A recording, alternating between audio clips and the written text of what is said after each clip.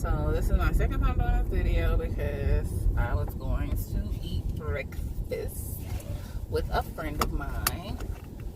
He invited me out for a breakfast date, so now I'm back full and sleepy. But yeah, what was I about to say? Let's talk about it. Life After Lockup, episode 1 and 2. And alright, I'm just, because I'm talking about the 2 episodes and I watched episode 1 last week. I was trying to get to do the review last week, but it didn't work out. I got a promotion at work and at my second job. And yeah, it's just like a lot of responsibility on me at this point. So yeah. But Life After Lockup. Somebody just texted me, child.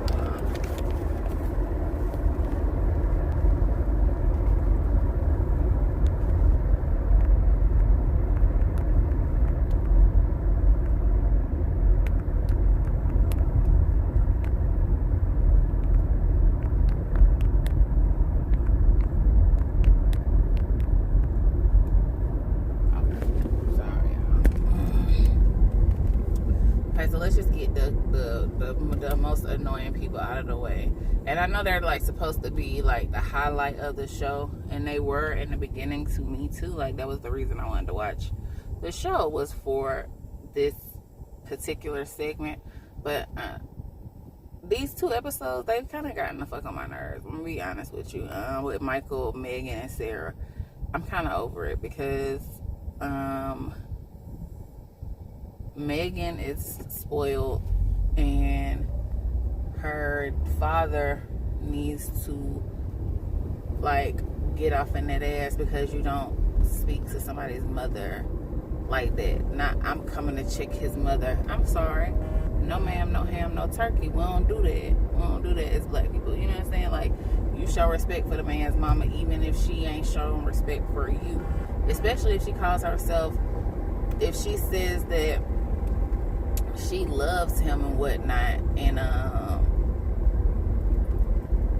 she calls herself in love with him, like, then his mother and his sister are always going to be a part of his life. So you're supposed to be trying to get along with them, not with all that extra rah-rah shit. Now I understand having a rah-rah towards Sarah because Sarah was out of order. You know what I'm saying? I can understand that. Sarah was completely out of order. The way she did, you know, like the way she was talking to her during their sit down, Sarah was out of order. Like when she was like, you should just sit there and shut up, and I want her to go home. I don't want her in New York anymore. Like, girl, what? Who are you? You just this man's baby mama / wife. You don't run nothing. So that shit annoys me. But I'm just like, okay. Food fell over, child. Trying to get it right. But I'm just like, I'm sorry, but I'm your savior, and now you're just gonna be another statistic. That shit pissed me off. So, like I said, I wanted to like Megan. I wanted to like Megan after she stood up for herself with Sarah. But when it came to her popping off with his sister and his mama, that shit just rubbed me all the fucking wrong way. And let's see, what else? Michael with the, no, it wasn't fake, everything was real that I was saying, but I did what I had to do for my daughter. I told you that. She was like, yeah, you told me that after I found out. Like, why the fuck you ain't tell me all of this stuff beforehand? Like, and that's what men don't understand. Like, a lot of men don't understand this. Some bitches will still rock with you.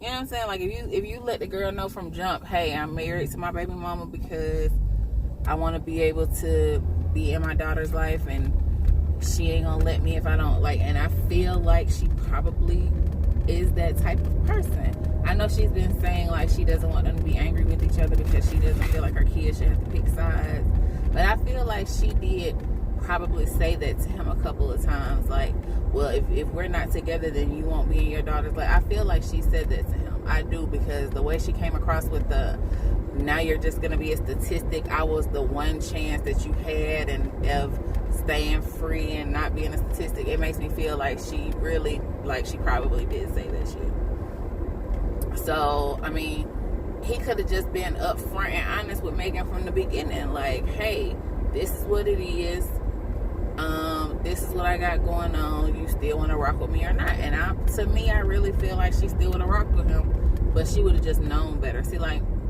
back in my olden days, back when I was young and shit, you know what I'm saying, like, not now, but back when I was young, I'm like, you know, when it would come out, because I never got the opportunity, like, if I was messing with somebody who had a wife or a girlfriend or something, of course, men, they never gave you the opportunity to decide. So they wouldn't say, hey, I just want you to know I'm married, but I really fuck with you, I really like you.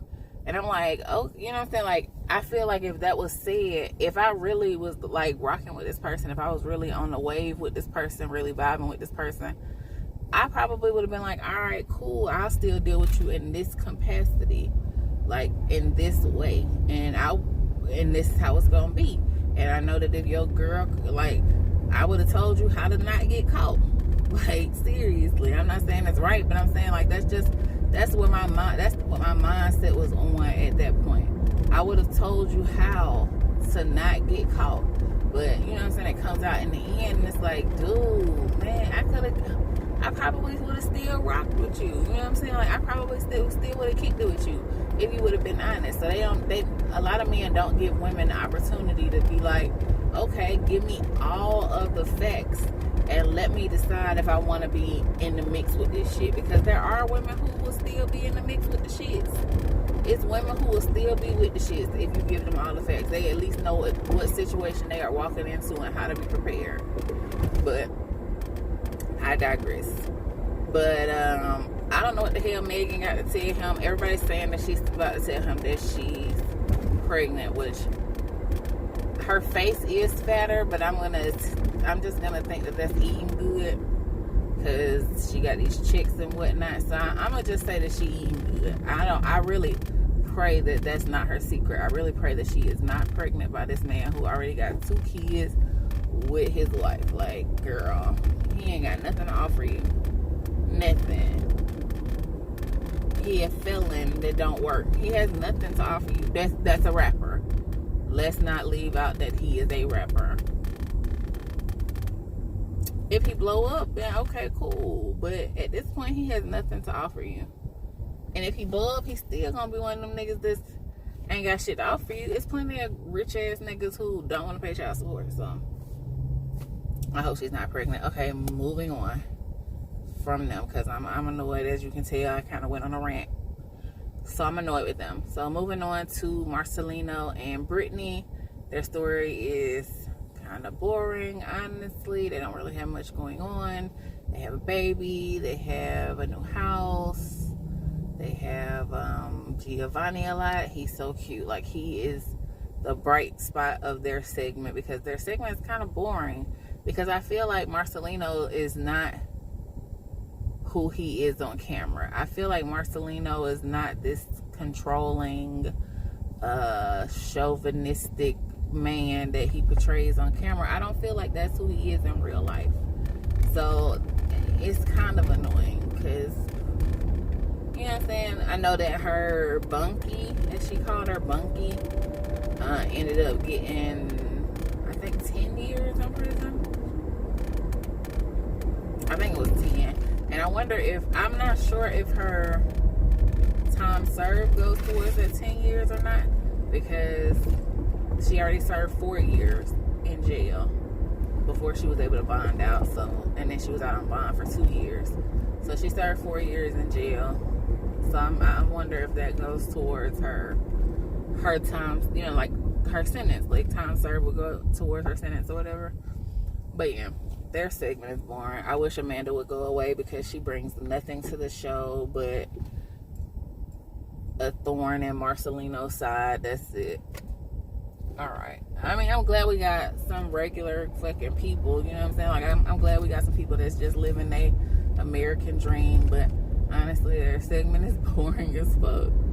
So, moving on to Scott and Lizzie. You know, Scott is supposed to be going out on a blind date, and Lizzie is spending more time with her daughter, which is what her daughter wanted. That's why she was hell bent on breaking them up. That's why she was saying that Scott wouldn't last. She was going to do everything in her power to break them up because she wanted to be the center of attention for her mother, because she's never been that. It's always been a man. So it's not that Scott was a bad person like she tried to make it seem like.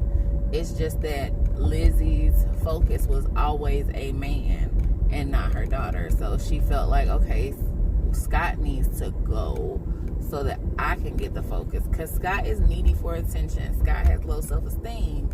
Scott needs to be like patted on the back and told that he's worthy, and so that wasn't going to leave a lot of time for her to spend with her daughter. So that's why Jasmine wanted to get rid of him and was saying that he was a bad person, a bad influence. He gave the lady the damn 90 grand, but let's be honest, she's spending on drugs, and if he didn't give it to her, somebody would. So let's not blame him for that. Let's not say he was a bad influence because your mama spent $90,000 in jail fucking on heroin, because that's not his fault, really.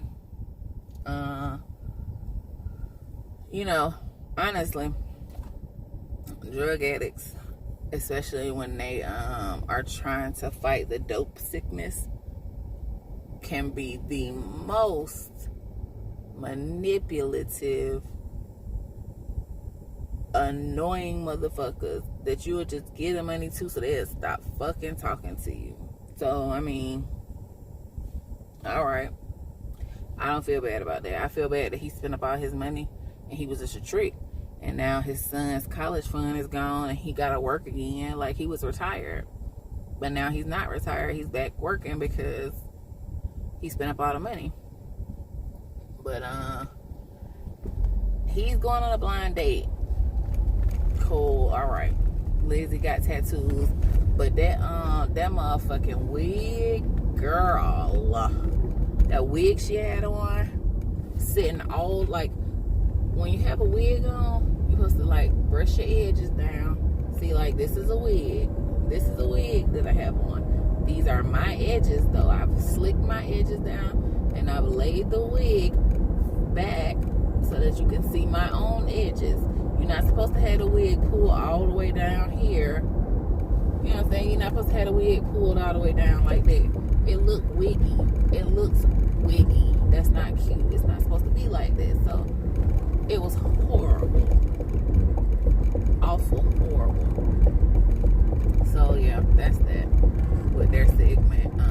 She said she still loves him, which is stupid, which is poppycock, because she never loved that man. She just said that because it sounds good. What else? That's it for that segment. Moving on. Clint and Tracy, where Tracy's about to get off parole. They're gonna go to Vegas when she does. He reads her the rules for probation because she's never in, what was it, 10, 15, some amount of years, she's never gotten this close to being off of probation. She's always fucked up, like, before she made it this close to being off of probation. So, you know what I'm saying? He's trying to keep her out. He told her if she goes back to jail, that's a wrap for them. Like, their relationship is over. And she's talking about how she wants to meet his mom. His mom already said, I don't want shit to do with Tracy. I don't want to meet Tracy. I don't want to get to know Tracy. Tracy is not my bag. She's not my vibe. I'm not for it. But he wants her to, and he lets Tracy talk him in. Okay, so we're just like mushing episode 1 and 2 together. So Tracy wants to meet the mom. Tracy talks him into stopping by the mom's house, and he goes in and is like, Mom, so Tracy's in the car She's like, oh, hell to the hell, fuck no. Get that bitch the fuck up out of here. I don't even want her around my house. And I read on Twitter, somebody was like, do you feel like, is it just me, or does somebody else feel like Tracy is casing the joint? She's like, she wants to go to this house so bad. So I'm like, why wouldn't you just, like, if it's all about meeting the lady, why not be like, okay, Clint, let's go out and have lunch somewhere, and you invite your mom, and don't let her know I'm gonna be there. Just tell her it's gonna be like a mommy son lunch, and then I'm there, and she doesn't know it. Like, what is the importance? Or shit, Clint, invite your mama over to y'all's house. Like, you know what I'm saying? What's the importance of her wanting to go to the mama's house? Is because she want to see what the hell the folks got. That's what I think. And I think the mama realizes that, and she don't want Tracy around her house. Moving on, Andrea and Lamar.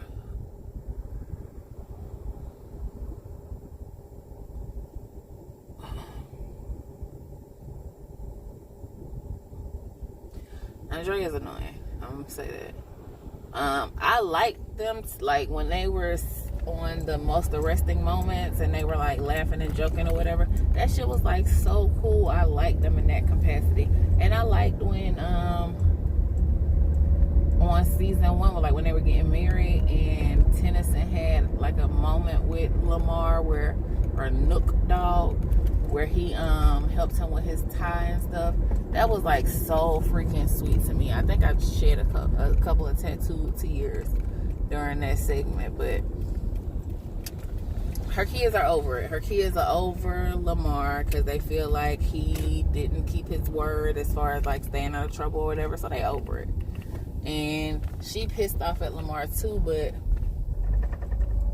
that's her husband. She's gonna be a good Mormon wife, whatever the fuck that means. So yeah, their segment is very interesting. She went and got him. That shit was funny though, when he called and was like, where you at?